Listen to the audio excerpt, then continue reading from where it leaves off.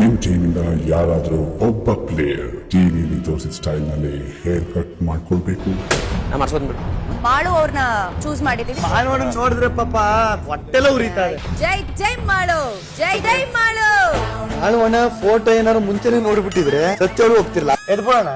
ತುಂಬಾ ಜನ ಇದ್ರಲ್ಲ ಬೇರೆಯವರು, ದುಡ್ಡರಗಿರೋರೇ ಇದ್ರಲ್ಲ.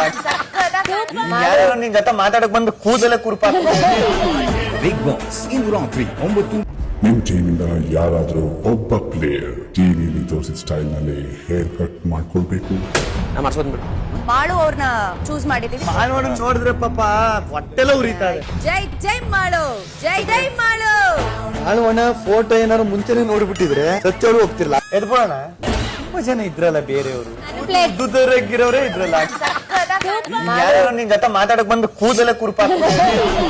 ಬಿಗ್ ಬಾಸ್ ಇಂದು ರಾತ್ರಿ 9.